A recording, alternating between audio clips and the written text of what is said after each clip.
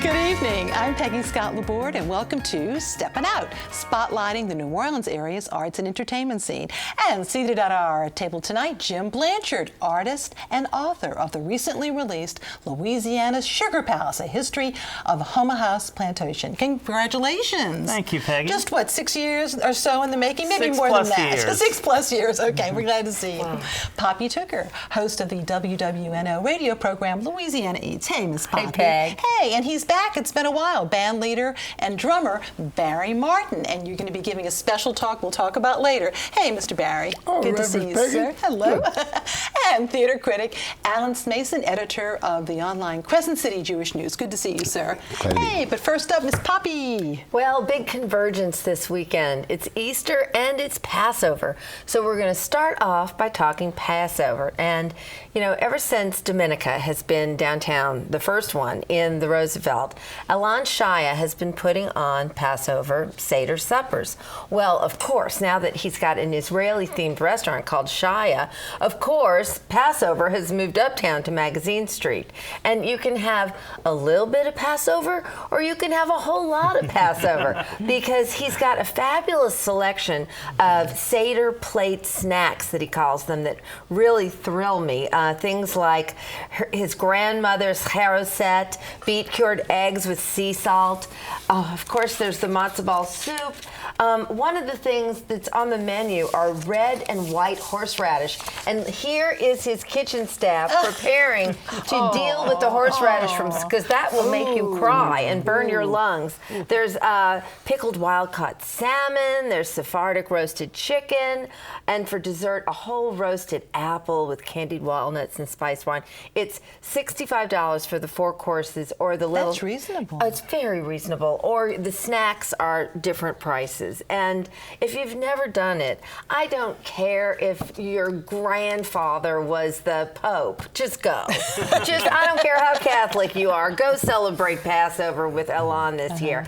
And then, of course, it's Easter time. So my first pick of the week is the Easter brunch menu at Criollo. That's, of course, in the Monteleon. The food there is fabulous. And there's things like egg sardou, there's Southern eggs Benedict, mimosas, of course, death in the afternoon cocktails, 3 courses, $42. Wow. So that is a really great bargain. But then, of course, we're going to talk about the great Lux event. And of course, that's at the Windsor Court. Where else does it get more luxurious than there? And they have a fabulous buffet that's $80. And you can get everything from tuna tartare, farm egg yolk ravioli, crab bisque, eggs Lafitte, ratatouille omelet, foie gras stuffed French toast, okay? Oh, yum, yum. Grilled Painted Hills beef tenderloin with a bordelaise sauce, and, of course, wonderful desserts. And I'll tell you what, it's a hard choice, but one last remark. Next year, cross my heart, I will give the Steppin Out audience fair warning when the reservations open up at Arno's, because, you know, that's where that Easter parade starts, and it's such an occasion, but you can't get a seat there for love nor money by 2 weeks before Easter, so I'm going to remind everybody next year, I promise. Ralph Brennan had some good news this week. Oh, that wasn't, yes. Thank you, Peggy. That's okay. Ralph Brennan did have some big news. Some people thought that it was an April Fool's joke, but there's Ralph. No. He bought the Napoleon House. And actually, the way that the press release was worded, it said that they had chosen him to become the owner. So it's really a big, you know, that's 101 years that it has been the Impastato family. In the Impastato family. But now, and I know he's going to do a perfect job. It's, you know, there's been all this like, well, what is he going to do? Is he going to paint it? Is he going to change it? He respects history and loves New Orleans like nobody else. It's going to be perfect. You wait and see. So excited about that. The sale happens April the 30th. Wow, wow. We have really good news. Thanks. And now we turn to Jimmy. Now, talk about the ultimate show and tell. Jimmy Blanchard, we haven't weighed this yet. We really need to. But this is the most beautiful book full of incredible history, primary research. And believe me, as somebody who's into research, a lot of years spent on that, but gorgeous photos. But this is the history of Houmas House, past and present, but it's about families, isn't it? Yes, it's not only about that, it's about the whole area over there. It's kind of been a forgotten area, and the story was never really told correctly through the years. Most of the information about the property and the house ended up being fiction. So it's, you know, in 2003, when Kevin Kelly purchased the property, we started research on the property, the area, the house, the structures and everything, and learned all this as we did the renovations on the house. And the story kept just uncovering and unfolding into this beautiful story. The house dates back to the 1700s, possibly the early 1700s. So making it one of the oldest. Could be one of the oldest structures in the Mississippi Valley. Wow. It was settled there in 1718. 1721, the U.S. Census describes the French families that lived there in brick houses with the Indians. You know, it's just incredible information that's never really come to surface before. Now, when you say French, some of these are actually the Acadians. These, yes. So, which is amazing. So, they're there before Lafayette? Yes, the first Acadians, as they came, they settled along the river, which was called the German Coast at that time, and the Gold Coast. And they went into the back rivers, the New River Canal and all the Blind River in the back, and settled there and got grants. And because of that, later on in Houmas's history, there was a major lawsuit fighting over these grants, and it was called the Houmas Claim, and it was the largest court case in American history, almost 50 years fighting over these properties. Wow. And at that time, Houmas was over 300,000 acres. It was a massive plantation. And what a pity that a lot of the, like the slave cottages, which is really a village, that was torn down by one of the owners. So unfortunately, we don't get to see those. Yes, but in the early 1900s, as the sugar crops began to fail, these families started selling off their properties to sharecroppers and refineries and everything else. And through those years, the hundreds of buildings on the property have all been demolished except for about a dozen of them. And a lot of them look like Acadian cottages, so kind of making that early connection too, didn't they? They were. Yeah. Today you see a lot of times you go and you see a lot of these cabins and all that are 150 years of decay and you just left alone. Well, they weren't like that back then. They were well kept, beautifully painted. You know, it was bright. It was beautiful, contrary to what we believe, and the Hollywood look also. Right. But speaking of Hollywood, the Betty Davis bedroom, yes. Hush Hush Sweet Charlotte was actually made at filmed there. House. And one of the great stories is, a lot of people don't realize that, but it was Joan Crawford was the co-star in the movie with Betty Davis. And they had their big fight at the house over the Coca-Cola Pepsi. Oh yeah. And Joan Crawford faked a fall and was sent to New Orleans by ambulance, where she received the press in her hospital bed with this new outrageous sapphire that her husband had just given her. And in the meantime, Betty Davis had Olivia de Havilland at the Roosevelt Fairmont Hotel waiting to move in and take her place. So it was all planned.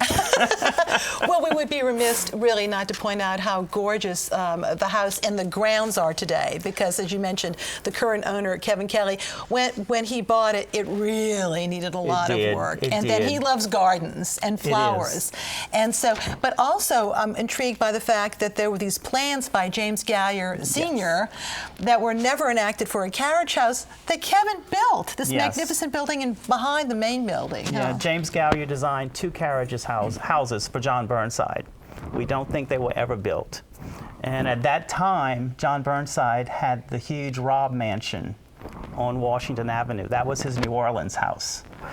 So he lived in the best of New Orleans and the best of River Road.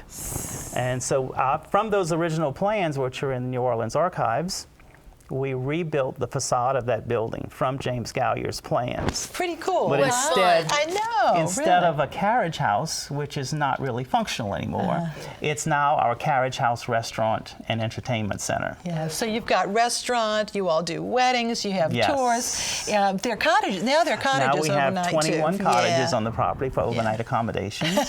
So beautifully. And it's growing and growing. Yeah. And we have our new feature, which hopefully will start this fall. It's going to be the River Road Steamboat Museum and the history of River Road. And hopefully construction will begin on that in September or so. And it's a 23,000 square foot museum. Then it'll have the walkways going over the River Road to the levee and have the walk across the levee with all the educational forms and all out there. So if somebody hasn't been, though, to this place, it's in Burnside, which is near Gonzales, off the Gonzales exit along the River Road. And here we are for a full screen in terms of the availability of the book. But it really is magnificent. And you really, I mean, as I said, the primary research and then, of course, present-day photos are just gorgeous. But it's gorgeous. Heavy. It's heavy. Yes, it's Congratulations. heavy. Thank you. And now, though, it is time for our weekly Artist Spotlight. Tonight we are featuring two artists. The first work of art is called Morning Marsh Breezes. That's by Rhea Gary, and she is an LSU alum and longtime resident of Baton Rouge. Isn't that pretty? She's also a wetlands activist. And the second is Bayou, Arcadia, Moonset at Sunrise by plein air artist Melissa Smith. Wow. Originally from North Carolina, Smith earned her MFA from Tulane, where she actually taught there for many years. She specializes in landscapes of the Gulf Coast and the Louisiana wetlands. Both artists are featured in Shoreline and Wetlands, Two Perspectives, opening tomorrow with a reception from 6 to 9 at Jean Bragg Gallery right there on Julia Street. And it will be on view through April 30th. Visit the Jean Bragg Gallery website for more information. So very, very beautiful. And now, though, it's time to be musical here. Mr. Barry Martyn, you are going to be giving a lecture next week at the Historic New Orleans Collection's William Research Center. And it's in honor of this wonderful man, William Russell, who loved the city and chronicled it, too, for the jazz, didn't he? Yeah, Bill was my friend. But it's funny that if you talk to people, and they say, I was a great friend of William Russell, you know they weren't, because nobody ever called him William. Bill, that was his name, Bill. He was, of course, with the New Orleans Ragtime Orchestra, but really a long time. He interviewed so many of the early musicians, and he kept everything, I remember, in laundry boxes very neatly. And thankfully, the Historic New Orleans Collection has access to them and has done a great job of putting it all together in the way it should be. But you're going to give a talk next week there about what, sir? Well, it's basically, it's called the Golden Age of Brass Bands. I don't know whether it was the Golden Age. Some people might have said 1850. Well, I wasn't here then. But, well, now, I don't know. But it was to me. I came here first January the 5th, 1961. I was 18. And when I heard those brass bands, when you heard the Eureka Band, Percy Humphrey led that, you've never heard any music like that. And the beat, man, the beat that would, you know, it'd make a cripple want to get up and dance, you know. I mean, it was just unbelievable. And then the Young Tuxedo Band was led by John. You knew his wife, Dolores. Yes, I did. Yeah. I did. Wonderful lady. And John had the Young Tuxedo Band, which is still going. But with him on the clarinet, he'd play a little E-flat clarinet. You would walk like this to the music. You know? Yeah. And you could feel everything. Well, let's get a taste. I know you'll be doing some demonstrations as well. And set this up for me, Barry. This is from, a talk at the Jazz Park Service a while back. This video that we have. Oh, the video? Yeah. And so it's kind of a taste of what people will enjoy next week. That's exactly right. Let's take a look. All right.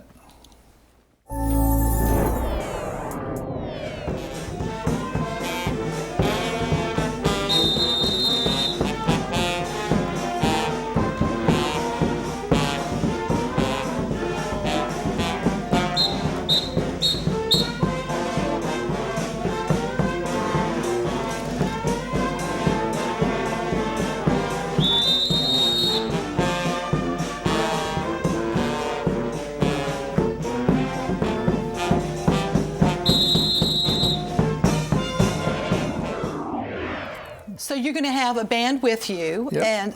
and so you'll be talking about like the status of reminiscing, I would think, but also maybe a little bit of today, but more the past, because you've been chronicling the past as well. So did Bill Russell. Yeah. I mean, I play in the brass band, the Society Brass Band. Drummer and, of course, band leader, Society. Yeah. But I'm a big past person, and I do chronicle the past. There's no question of it.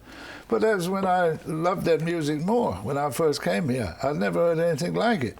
They don't have anything like that where I came from, London, It's all, well, I don't know how you describe it. It ain't loose, Right. But this was, But Wednesday's performance is talking about the Eureka Brass Band, the Young Tuxedo Brass Band, and the Gibson Brass Band, which was a non-union band. And that, to me, represented... There wasn't any other brass bands going. There might have been pickup bands, but the Olympia Brass Band wasn't even formed then, And so those bands had it. And there would be a network on Bill Russell's, in his shop. It was a big blackboard. And they would might say on there, First and Daniel Parade, 10 a.m. Saturday. And you'd go to it. Now, what is the long? I know you've been in many of these parades yourself, especially in the early '60s. Yeah. What's the longest you were ever in? 11 hours. 11 hour, Yeah. an 11-hour parade. That was the Wolves across the river. A fraternal organization? Yeah. Fraternal. Wow. Wow. Order of Wolves. Well, gee, I think it's going to be real important if somebody wants to go to this talk to make a reservation. It's free, but you should contact the Historic New Orleans Collection because... Wait, no, it's not free. You got to pay $10. Oh, excuse me, $10. Yeah. It's practically free, right? $10. Free. But I know it sells out fast, It does, so they do yeah, need to do yeah. that. But Barry, I know you're still at it and you're still playing, and it's fun because we've got your brass band, your drum here too. Yeah. But you still travel. You go to Europe just about almost every year. I know you're not doing as much of that, but you've traveled all over the world, haven't you? Yeah, all over the world. I played for, I don't know, 2 presidents and been to the White House for dinner, all on music, And not even my music. It's an adopted music.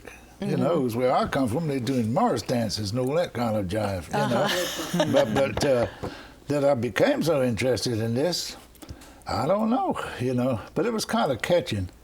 But there wasn't that many. Look, I'll have to tell you like it was. If you went to a parade, you might find 5 white people, Yeah. They didn't go look at that. But I think now there's a renewed interest, too. Oh, now, so yeah. too. But then, the same 5 people would be, including the wonderful and very much Miss Jules Kahn, who was chronicling a lot of it, too. And Dick Allen and Bill Russell and people like that. Bill Russell, and me. So, all right, absolutely, like that, if you weren't playing. Thank you, Barry. Good. Okay. I'm so glad to see you.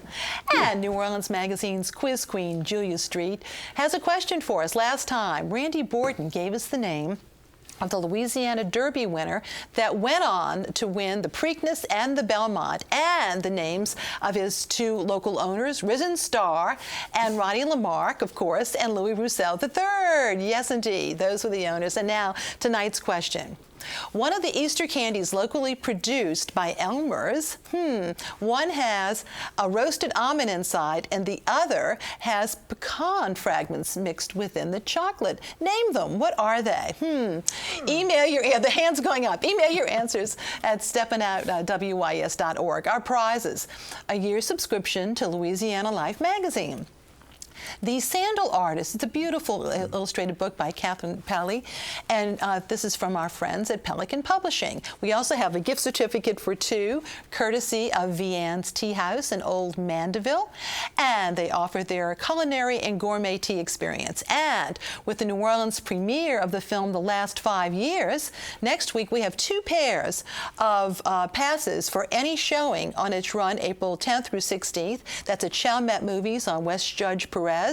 And the show times are 2 and 7 p.m. on those dates, but we'll be offering those. Visit the website, though, to learn more about that. And you can visit our WYS website at wys.org for our online calendar to see our lineup of events, including all the Easter parades. You can also link to our WYS YouTube channel to view our programs on our homepage. And now it's time for Miss Dowd. What a week you had! Wow, topsy-turvy week. Major theater happenings all over town. No sooner was the Tennessee Williams New Orleans Literary Festival over than the New Orleans theater community came out to honor its own at the 27th Annual Big Easy Theater Awards. Now here's Linda Freed, seen with the Gambit publishers Margo and Clancy DuBos.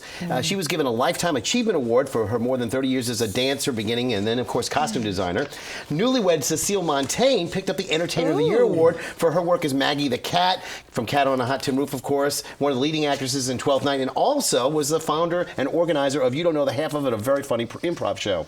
Then Chris Marroy, if there was ever anybody who deserved and was the Lock of the Year, that's a term I picked up from Hap Glaude, the Lock of the Year was Chris Marroy for his Best Actor Award for his brilliant work in One Man, Two Governors. And although he's been living in Orlando, Mark Routhier came in to pick up Best Director for his work in One Flew Over the Cuckoo's Nest, a Big Easy Award for him and the NOLA Project. Then speaking of the NOLA Project, the founding artistic director, Andrew Larimer, got a Big Easy Award for his direction, The Amazing Adventures in Wonderland, which took place, of course, at the Sculpture Garden Park, Walden and Sidney Bestoff in City Park. Keith Claverie continued the NOLA Project's winning ways with his work in the wonderful 12th Night. He played the lovesick Malvolio, and of course he won for the second year in a row in that particular category. A.J. Allegra, the artistic director of the NOLA Project, grabbed his Best Drama Award for One Flew Over the Cuckoo's Nest. And also, of course, they had that Adventures in Wonderland. They won for the Best Original Work. They truly do it all. The NOLA Project next year will do Vieux Carré, too. They did a reading of that. We'll talk about that a little bit later. The other big winner for the night was Rivertown Theaters for the Performing Arts. They won awards for both Shrek and Young Frankenstein. Here's Ricky Graham with his Direction Award for Young Frankenstein, and Jermaine Keelen, who won for his work as Donkey in Shrek.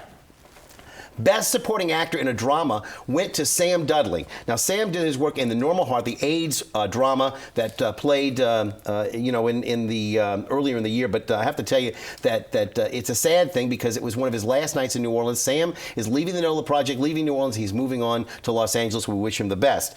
And again, UNO won the Best Award for production at a university, but that was the Bengal Tiger at the Baghdad Zoo performance that they did. They just won another regional award for that. But the Patchwork Players, who are at Tulane University, and they're now housed over at Rivertown Theaters, started by Buzzy Podewell, were also honored with a special recognition award, and it was picked up by Buzzy's daughter, Jessica Podewell. Also, there were so many that we've left out. I don't want to go on, several people, but Goat in the Road Productions won a wonderful set of 2 awards for Best Devised Work and Best Ensemble at the Big Easies on Monday night, and there's William Bowling and Chris Kamenstein. Now, continuing on about the Tennessee Williams Festival, the huge bit of extra publicity came as a result of the American Theater Critics Association meeting that coupled with them this past week. The critics felt really at home. They had a welcome jazz reception at Gallier Hall. My own sainted mother, Annette, and my sister, Arlene, were there to help welcome them with my mother's own series of Hirschfeld collections. That's one of the original Hirschfelds that you'll see of her, that she had an original pen and ink drawing that was done by her. And Sonny Bory, of course, who's also a Hirschfeld collector, was a bit jealous. He has some of his own Hirschfelds. Sonny was there representing the city on behalf of... He's now head of Gallier Hall. That's right, exactly. Yeah. Then they second line out to a bus, and they went to Jefferson Parish to be received by Jefferson Parish President John Young and Dennis Asaf at the brand new facility. They're one of the first people to see the Jefferson Performing Arts Center. Later that night, they caught When You're Smiling at Rivertown Theaters. We were greeted by Mayor Mike Yenny. I have to tell you that they had had an opportunity to go see the Sanger.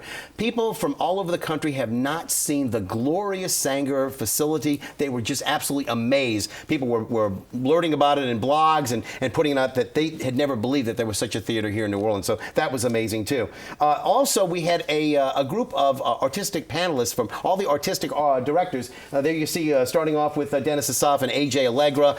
We also had Aimee Hayes, Jim Fitzmaurice as both a former critic and also as a playwright was there, and Gary Rucker. Saturday morning, I had a conversation with Bryan Batt, our own New Orleans-born theater star. We also had Jonathan Abarbanel, who is the head of the Critics Conference, and Janet Daly Duval, the head of the Tennessee Williams Festival, getting together on one of the nights that they had. And the NOLA Project did a wonderful reading, as I mentioned, of the I Never Get Dressed Until After Dark on Sundays, which they will develop into a full production of Euchre next year. And don't forget that we had John Lahr, the wonderful biographer of The Mad Pilgrimage of the Flesh. Another big treat was John Bigonet and also Doubt and Moonstruck writer John Shanley, who was on the panel with Thomas Keith. So, you know, Tennessee Williams is here, but he's still going strong. Anthony Bean's Community Theater is presenting a version of the Glass Menagerie starting next week.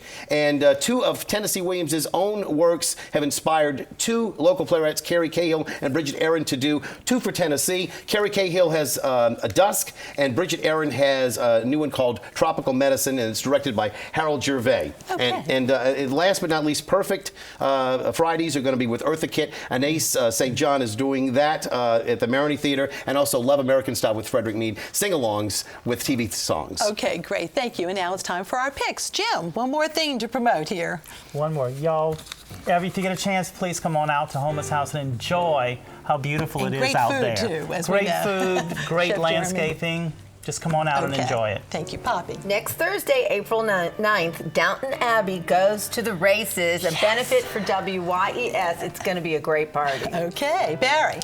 Well, I guess any record by the Eureka Brass Bands. That's a good Just one. buy anyone. They're all good. Alan. A wedding you want to miss is next Friday and Sunday. It's going to be The Marriage of Figaro, the New Orleans Opera presents. Yay. And now my picks. Here are some beautiful irises that we wanted to show you in the Best of Sculpture Garden. That's at the New Orleans Museum of Art, timely for the Louisiana Iris Festival. That's, of course, this weekend. Looking forward to it on Monday from noon to 4 p.m. Visit NOMA.org for more information on that. And pianist Jeanette Fang and bassoonist Scott Bartlett present a program of solo and chamber works next Wednesday evening at Loyola University's Roussel Hall. It's free.